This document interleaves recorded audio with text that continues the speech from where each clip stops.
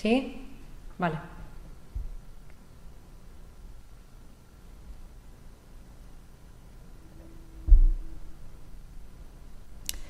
Buenas tardes, me llamo Andrea y vuelvo a aparecer por aquí, esta vez con un sociólogo y doctor en ciencias políticas. Su nombre es Antonio Lozano Domenech. Antonio es doctor en sociología, como decía, y viene de la mano de su nuevo ensayo La sabiduría del no saber, editado por Kairos. Antonio, bienvenido. Muchas gracias. Bueno, Antonio, en este libro hay muchas cosas que me interesan, pero especialmente me gustaría empezar con que destacas 4 tipos de realidades, cuatro tipos que hay, ¿no? Pero me gustaría ir a alguna de ellas y me gustaría empezar, por ejemplo, con la realidad física. Okay. Comentas una curiosidad para hablar de la realidad física y de los límites que tenemos a la hora de conocerla, que es que la luz no tiene color, pero nosotros la vemos con distintos colores por cómo está configurado nuestro ojo. Okay. Bien, ¿dirías que lo que observamos nunca es objetivo? O más bien, ¿por qué no ver la luz tal cual es nos llevaría a concluir que no podemos fiarnos de nosotros mismos? Bueno, en principio no tenemos por qué tener desconfianza de nosotros mismos. Hay que partir de la confianza. Otra cosa es el juego que nos ha tocado como humanos. Por ejemplo, una vaca no puede mirar al cielo, pero no por eso es menos. Simplemente ella vive en horizontal. Nosotros vivimos en vertical. Entonces es una experiencia diferente a la de la vaca que la nuestra. Hay animales que ven en blanco y negro, otros que ven en color. Hay unos que tienen una gama de colores enorme y otros más pequeña. Entonces nosotros tenemos una franja posible de luz y de colores que es la que puede interpretar nuestra retina. Entonces no es que no nos podamos fiar, pero lo que sí que es bueno es por ejemplo, sorprendernos ante la complejidad del entorno en el que nos ha tocado la suerte de encarnarnos como humanos, que es el universo físico, ¿no? Entonces el universo físico no es solo lo que vemos, es muchísimo más. Entonces mi intención al explicar eso era recordar que nosotros vemos en un rango de nanómetros, pero que lo que existe es mucho más de lo que vemos, y que por lo tanto nuestros sentidos no definen la realidad, sino que nosotros somos parte de esa realidad y somos observadores de una parte de esa realidad. Ok. Bueno, está claro que no somos muy fiables para encontrar todas las respuestas, de momento, ¿no? Pero quizá eso no significa que no haya verdades, ¿no? Que muchas veces se tienda a este relativismo y demás. Quiero decir, al final, por ejemplo, tu propio ensayo intenta clarificar una verdad, aunque esa verdad pues sea decir no sabemos lo suficiente o que las sociedades son arbitrarias, que también lo comentas, es muy interesante ese punto. Entonces, me gustaría preguntarte cómo conjugamos la necesidad de encontrar certezas para darnos tranquilidad, ¿no? Y un orden, con la aceptación de la incertidumbre por nuestros límites, ¿no? A la hora de conocer la realidad. Bien. Nosotros somos un animal muy divertido que tiene 4 millones y medio de años de historia, y la mayoría de nuestro tiempo como especie la hemos vivido en modo supervivencia. Es decir, nosotros estábamos en riesgo de extinguirnos como especie. Entonces, ¿eso qué quiere decir? Que hay una serie de órganos de nuestro cuerpo, entre otros el cerebro, que se ha desarrollado para ayudarnos a sobrevivir. ¿Vale? Y entonces lo que busca nuestro cerebro son certezas. De hecho, el 90% de nuestras conexiones neuronales están destinadas a elaborar predicciones de manera automática y continua para intentar garantizarnos sobrevivir. Es decir, nosotros buscamos la certidumbre porque estuvimos muchos miles de años en incertidumbre y en riesgo de morir por cualquier cosa. Entonces, digamos, hay como una inercia que es esa búsqueda por toda la información que tiene nuestro cuerpo de haber estado en peligro o en construcción. Ahora estamos en otro momento de la historia. Ahora nosotros estamos en peligro de desaparecer por nosotros mismos, por causas propias. Pero ya no estamos en peligro de extinguirnos como especie, por causas ajenas. Entonces, digamos, el modo supervivencia no es tan necesario, puesto que somos 8.000 millones, es una cantidad suficiente. Entonces, ahora podemos darnos el lujo de empezar a a entrar voluntariamente a aceptar la incertidumbre. Pero eso es algo muy reciente. No estamos entrenados, pero somos capaces de eso y de mucho más. Pero ahora digamos, en los últimos siglos, en los últimos pocos siglos, nos podemos plantear aceptar la incertidumbre e integrarla como parte de nuestra vida sin entrar en un estrés traumático. Pero es muy reciente. Entonces, nuestro juego, de alguna manera, es ser capaz de dialogar con todo un entorno complejo y manejarnos en la búsqueda de certezas y abrirnos al vacío, al silencio y a la incertidumbre también. Es parte de nuestro potencial, ¿no? Y ahora estamos desde hace un par de siglos para aquí que lo podemos empezar a trabajar porque tenemos recursos para eso, pero es muy reciente, ¿no? Nuestro entrenamiento es muy reciente. Solo por curiosidad, ¿por qué dices desde hace un par de siglos? ¿O por qué lo sitúas tú ahí? Es decir, es con la revolución industrial, cuando realmente nuestra civilización da un salto, no quiero decir a mejor o a peor, pero da un salto hacia adelante y se afirma como capaz de intervenir activamente y transformar el entorno de una manera sustancial. Entonces, como para quedarse tranquilo. Sí, se puede decir que es a partir de ese momento que realmente la especie humana se convierte en el actor primordial de transformación del planeta, ¿no? ¿Dónde dirías que está el problema de nuestra ignorancia fundamentalmente? ¿En la realidad, que es demasiado compleja para que la entendamos? ¿O en nuestras ciencias o métodos de conocimiento que todavía están muy verdes? Un poquito de todo. Sí. Es decir, nosotros tenemos una serie de grandezas no explotadas.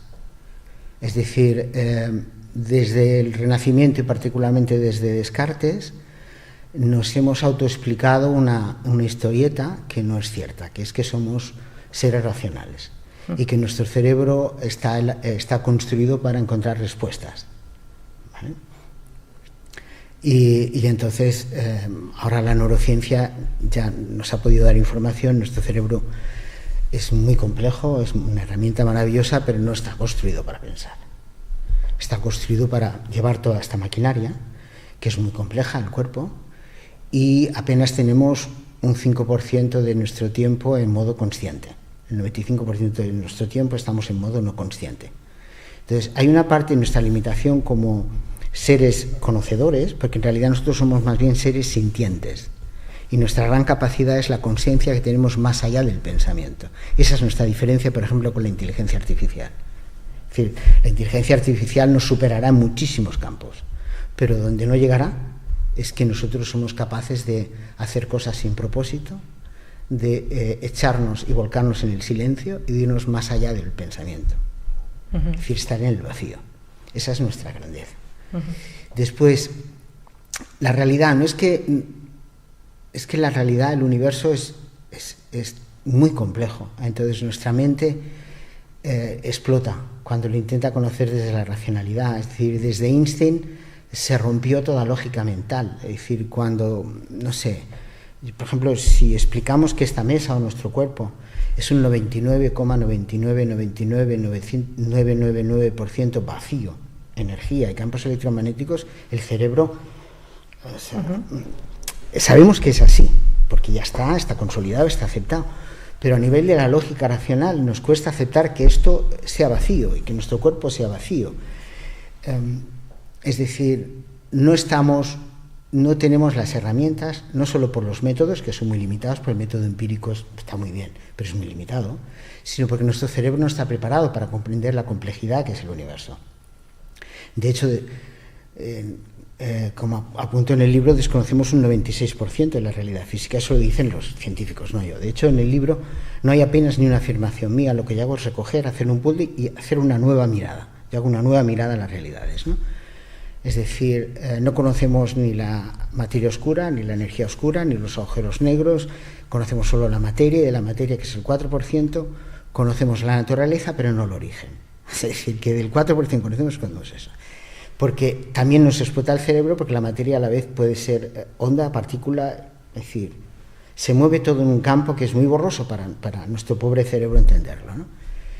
Y Entonces, eso se nos escapa por ahí las fisuras. De hecho, por no saber, Stephen Hawking se pasó toda su vida intentando demostrar que hubo multitud de Big Bangs. Es decir, la ciencia no sabe si hubo un único Big Bang o muchos Big Bang. Es decir, de hecho no sabemos si estamos en un universo solo y en qué universo. Es decir, no es que desconozcamos porque seamos torpes, es que desconozcamos porque está más allá de nuestras capacidades entender la complejidad de la realidad física en la que vivimos los humanos.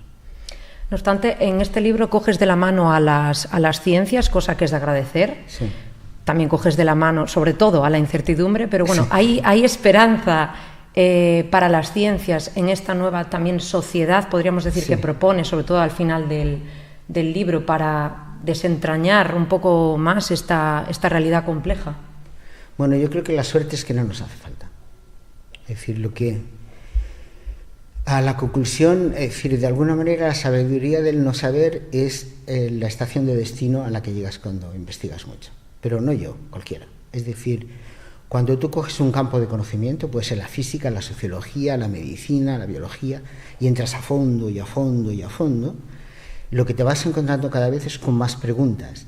Uh-huh. Es decir, tienes menos respuestas que nuevas preguntas. Entonces, quizá nuestro propósito no es desentrañar los misterios del universo, porque no tenemos la talla para eso. Nos viene muy grande. Quizá nuestro propósito sea saber vivir de una manera armónica en la realidad y con el guión de vida que nos corresponda en cada encarnación. Es decir, no es conocer lo inconocible, sino ser capaces de tener una interacción armónica con esa realidad y con el resto de seres vivos que viven en nuestra realidad. Uh-huh. Vale, bueno, me gustaría me iría por este camino, pero bueno, por tocar otra de las patas, ¿no?, del libro, que es la realidad social. Me interesa mucho. En tu libro se refleja muy bien que los seres humanos pues dependemos los unos de los otros para lograr nuestro bienestar, ¿no? No nacemos solos, que a mí me gusta decir esa frase, no nacemos solos. Sí. A lo mejor te vas solo, pero nacer no naces solo. Sí. Además, queda muy claro también que quien prospera es el que coopera, no el que compite, ¿no? Que tenemos esta idea metida en la cabeza, ¿no? Sí. Mal interpretada también del darwinismo. Las relaciones, entonces, queda claro que son como nuestro alimento para prosperar. Esto, para mí, pone el foco en la dependencia de los demás y en el entorno, en vez de no tanto en el individuo y su mente, por lo menos en primer lugar, ¿no?, que siempre tendemos a eso. Yo creo que esta visión del mundo haría que la mitad del discurso individualista al que estamos acostumbrados, incluso del mundo del coaching, se fuese al traste, ¿no? Sí. De hecho, Benjamin Libet en el 60 en California empezó a poner las bases de la neurociencia. Bueno, las bases de la neurociencia la puso Ramón y Cajal. Pero digamos, las terapias neurales, el siguiente paso, ¿no? Es decir, hay multitud de estudios científicos que afirman que el libre albedrío no existe. Y no existe ni un solo estudio científico que de manera empírica pueda demostrarlo. Es decir, en ese momento el individuo se esfumó. Es decir, somos un nosotros personalizado. ¿Vale? Y tenemos percepción de individuos como tenemos percepción de que esto es sólido. Porque de hecho somos una configuración única cada uno de nosotros. Uh-huh. Pero desde el mismo momento en el que nacemos, empiezan los condicionantes, y son condicionantes que marcan realmente nuestra vida. No es algo que se lo saltes con un taller de construir futuro, no. Es decir, comienzas con tu carta natal. Tu carta natal no la decides tú, es el día, la hora, el lugar en el que tú naces. Luego toda la información del karma familiar, no solamente la genética, el genotipo y el fenotipo, toda la carga emocional que tú traes, más toda la carga que tú traes por haber nacido en Galicia, en Barcelona, en Andalucía o donde sea. Tú vas arrastrando una serie de información. Y además, de eso tampoco hay dudas, nuestro temperamento viene de serie, es imposible cambiarlo a lo largo de nuestra vida, y nuestra personalidad queda cerrada en la época en la que aún no tenemos uso de razón. Por lo tanto, antes de los 6 años, nosotros estamos hechos. O sea, es aquello, digo, el ejemplo de que no somos una página en blanco, sino que está toda escrita y quedan los pies de página. Eso hoy en día ya la ciencia no lo discute. Luego puede haber personas que defiendan otras teorías, pero desde la opinión, no desde un estudio empírico que pueda demostrar que eso, ¿vale?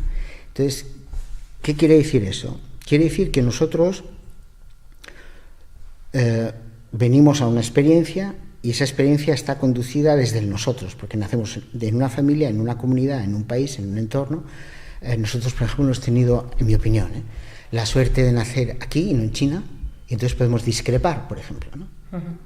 Pero si nosotros hubiéramos nacido en China o en la Rusia actual, pues nuestro arbitrario cultural nos diría que son posibles unas cosas y otras, ¿no?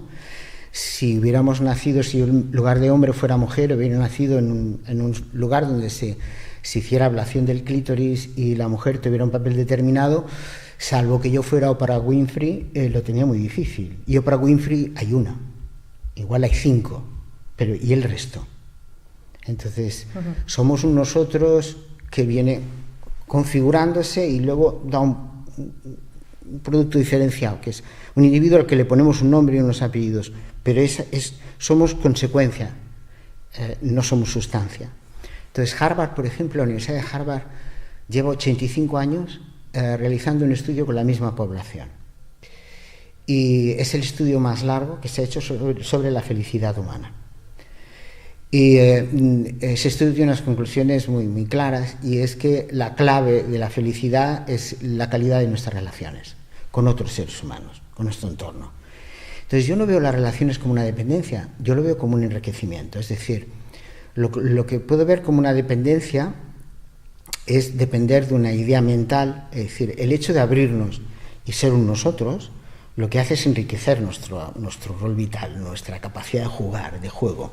Entonces yo lo veo como una ampliación del campo de juego, ¿no? Y el individuo sí lo veo como una dependencia de una idea que hoy por hoy la ciencia no puede sostener ya. Es decir, no podemos argumentar a la vez un discurso individualista y sostenerlo desde la ciencia. Ya no es posible. Entonces yo puedo querer argumentarlo porque me venga bien y decir que yo puedo transformar mi realidad y puedo hacer, pero eso está en unas cotas muy limitadas. Si en mi guión de vida yo puedo hacer una serie de cosas, yo tendré esos potenciales. Si no, no. Si yo soy una persona hipercuriosa y muy inquieta, pues podré cambiar 5 veces de profesión, 20 veces de lugar de residencia, estudiar 30 cosas diferentes y tener, yo qué sé, 20 parejas emocionales.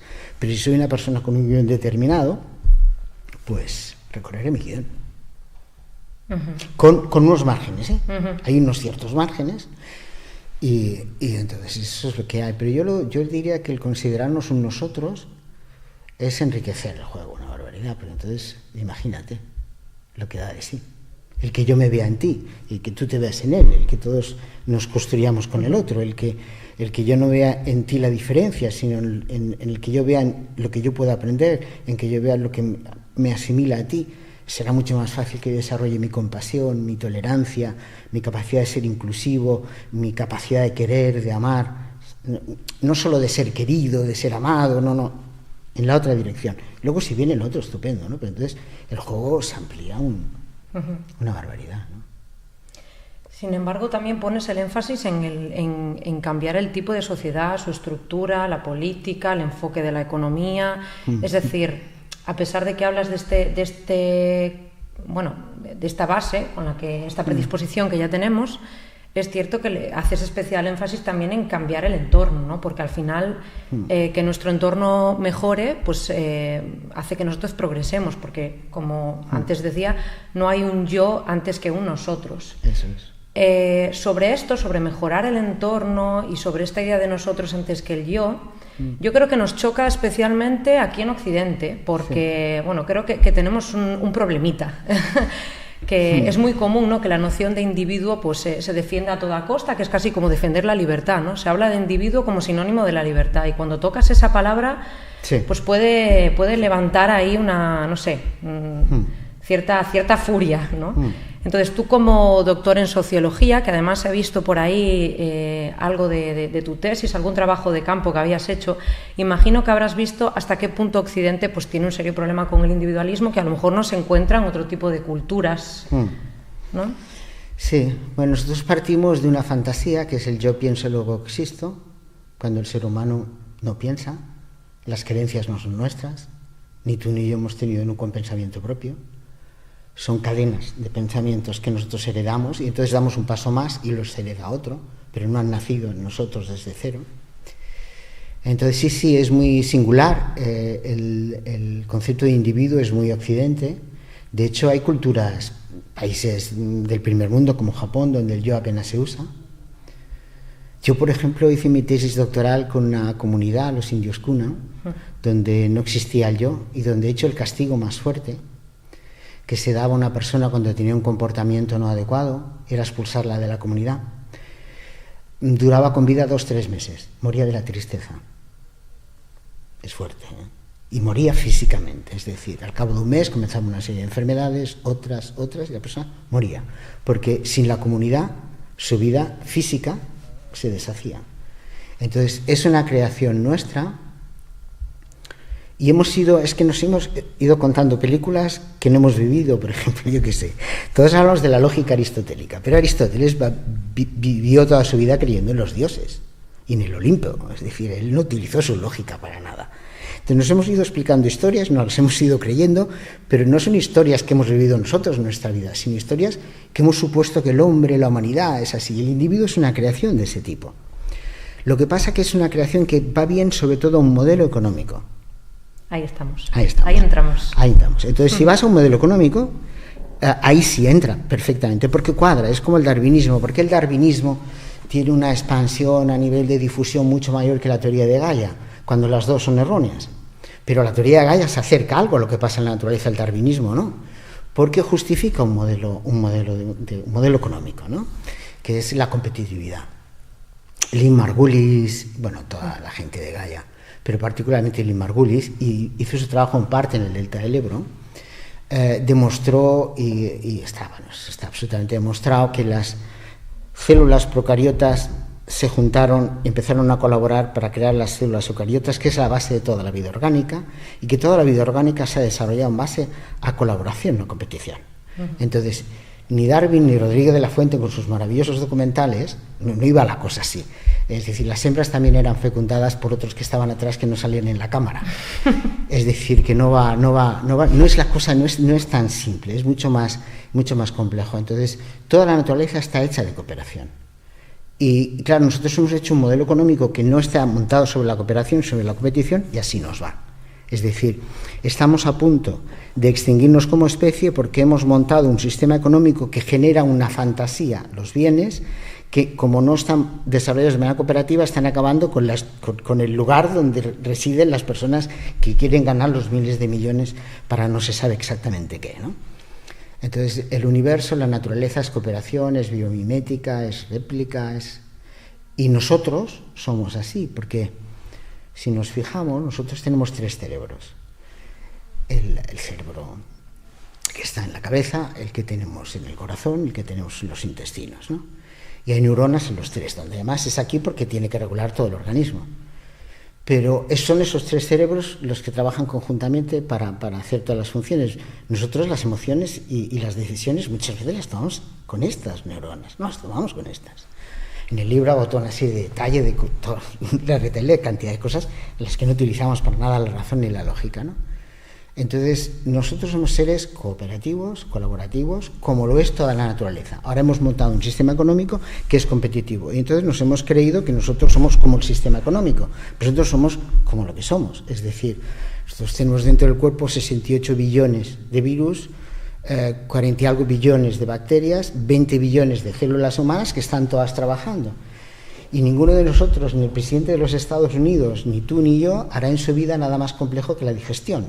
Y eso se hace de manera automática, lo hace el cuerpo. Entonces, y es una pura colaboración de millones de microorganismos, de órganos, de todo está trabajando. Ahora tú y yo estamos aquí. Seguramente nuestro cuerpo está estará ahora mismo cambiando millones de células de nuestra piel, y hay unas bacterias que están comiendo esas escamas para que eso no caiga en el suelo y seamos un gelado de polvo continuo. Es decir, somos colaboración. Ahora, nuestro sistema económico es competitivo. Entonces, claro, hay un margen de actuación y de cambio. Es un cambio de mirada. Y el cambio de mirada es pasar del individuo al nosotros. Entonces, de repente, cuando haces ese giro, ¡pum!, todo cae. Entonces es como Matrix. Cuando él se gira y se cae la Matrix. Pues la caída de la Matrix es el nosotros y el focalizarnos en las relaciones. Es decir, el cambio del patrón relacional, el viaje del individuo al nosotros, es el final de la Matrix. Desde luego, reconocer que no somos protagonistas de una historia y que, por lo tanto, no estamos encima de nadie, nos lleva a tratar el ecosistema, la economía, las ciencias, pues quizá de un modo más holístico, o lo que me gusta decir a mí, pues desde el pensamiento sistémico que decimos en psicología, ¿no? Sí. En tu nuevo paradigma, que le llamas el paradigma Humanen, no sé si lo he dicho bien. Sí, lo has dicho, vale. perfecto. Caminas hacia esto precisamente, ¿no? Hacia un modo más humilde de concebir el mundo. ¿Cómo podrías resumirnos el propósito de este proyecto? Bueno, este libro nace de una intuición, que es darme cuenta de que es una gran suerte poder vivir una encarnación como ser humano.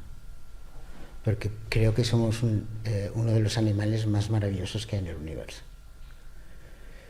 Luego hay una sorpresa, una reflexión, que es decir, bueno, ¿cómo un animal tan magnífico vive destrozando casi y descomponiendo todo el entorno en el que actúa, ¿no?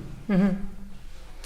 Y la comprensión fue darme cuenta de que hay un problema de creencias. Es decir, nosotros tenemos unas capacidades mucho más grandes de las que ponemos en práctica, uh-huh, porque nuestras creencias están ancladas en un paradigma científico antiguo que no está vigente, que es el paradigma, vamos a ponerle un nombre, newtoniano.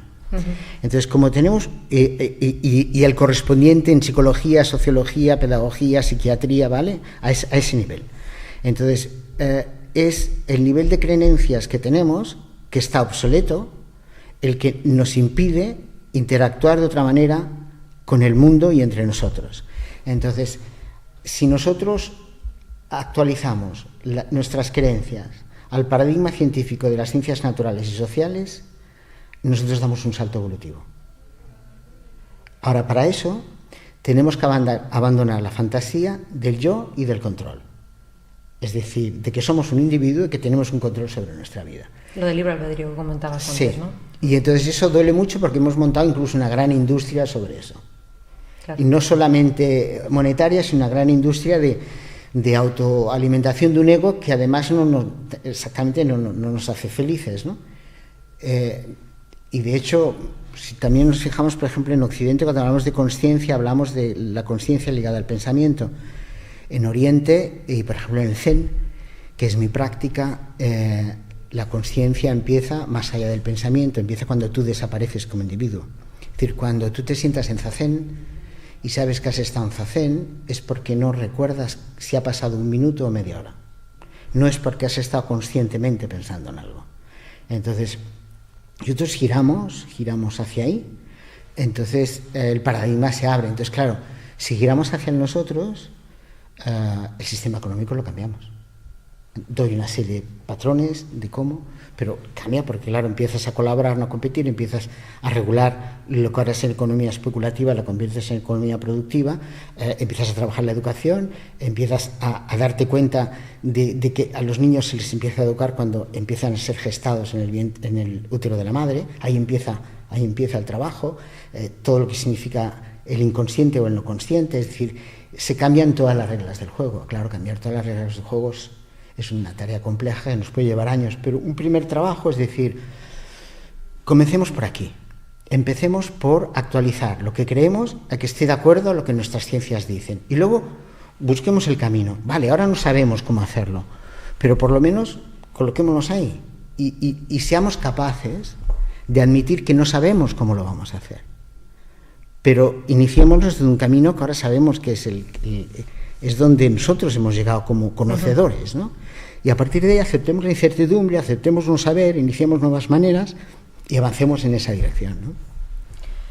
Sin embargo, hay algo curioso que detecto, que es, a lo mejor muchas personas están preguntando, vale, si no hay libre albedrío y tenemos que aceptar esta falta de control y ya estamos como predispuestos, que también lo sugieres y no lo dices literalmente en el libro, a recibir ciertas ideas que ya de algún modo ya creemos en ellas, ¿cómo se puede convencer a alguien, ¿no?, de que esta es la manera? Alguien que no piense así, alguien que ni siquiera huela un poco esto que defiendes en el libro, ¿cómo dirías tú que se puede traspasar claro, el entendimiento, ¿no? ¿Qué cadena de hechos o qué cadena de pensamiento podría seguir una persona, quizá partiendo de la aceptación, ese proceso tan interesante?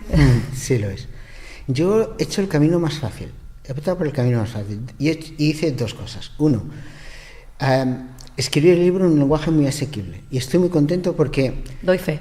Sí, la señora que viene a ayudarnos en los trabajos de la casa lo ha leído, lo ha entendido y me ha hecho preguntas con mucho sentido. Y lo ha leído gente de un nivel cultural muy alto y muy, digamos, gente raspa, muy áspera. Y lo ha entendido, le ha gustado y ha preguntado. Es decir, lo he expuesto a diferentes, ¿vale? Y entonces, fue hacerlo asequible. Y la segunda es, voy al corazón a través de la mente. Es decir, la historia, no convencemos a nadie, porque ya la palabra convencer es dura, convencer. Pero lo que hago es decir, claro, yo podría decir, mira, vamos a sentarnos en Zazen y vamos a hacer un trabajo de años hasta que tu entrenamiento te permita ir allá más allá del pensamiento y entiendas el vacío, porque lo vas a vivir.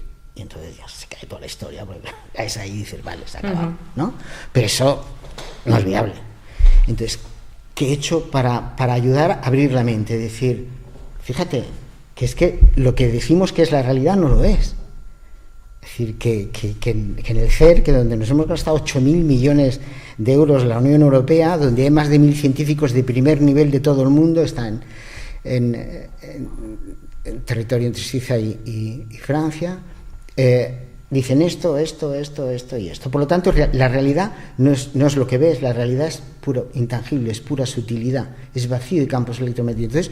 Pero no te lo digo yo, te lo dice la ciencia. Entonces, de repente, a la persona, ¡boom!, la mueves. Entonces, luego la persona puede decir, como comento yo en el capítulo libre albedrío, bueno, pues no lo aceptes, di que tienes, y como cuando te pones a andar en bicicleta, que nos ponemos unas ruedecillas para no caernos, y un momento determinado que las ruedas no te das cuenta y ya vas, ¿no? A mí me provocó una crisis enorme descubrir que no había libre albedrío, porque yo pensaba, yo era un individuo estándar, yo soy un individuo estándar en general, pero bueno, muy estándar en el sentido de que pensaba que me estaba cultivando mi inteligencia, reduciendo mis condicionamientos, y de repente descubro que, ¿vale? Entonces lo que he hecho es entrar por la mente y decir, mirar, ni la realidad es tocable ni medible, ni la conocemos, ni la sociedad es ética, ni cierta ni objetiva, es arbitraria y es absolutamente voluble y manipulable, y el individuo no es racional y consciente, sino que nuestra realidad es que somos emocionales y conscientes. Y no lo digo yo, lo dice toda esta sarta de científicos.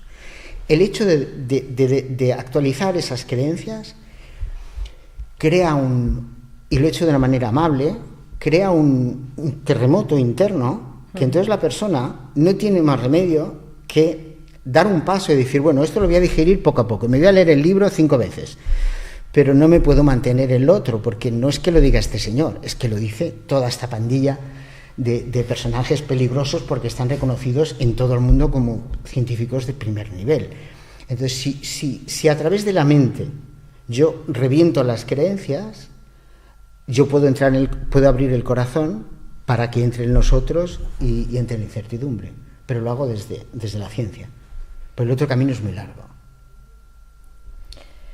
Pues bueno, nos quedamos sin tiempo, pero no me gustaría acabar esta entrevista sin agradecerte que hayas iniciado esta revolución del no sé, Creo que si hay algo que necesitamos más que las certezas para vivir con seguridad es aceptar que no sabemos, porque si no aceptas que no sabes, pues no hay nada que puedas aprender. Entonces, gracias, Antonio. Gracias a vosotros. Y nada, bueno, ya este es el libro, ya lo dije antes, editado por Kairos, La sabiduría del no saber, Antonio Lozano Domènech. Y nada, ahora hacemos una pequeña pausa y volvemos. Así que gracias, hasta pronto.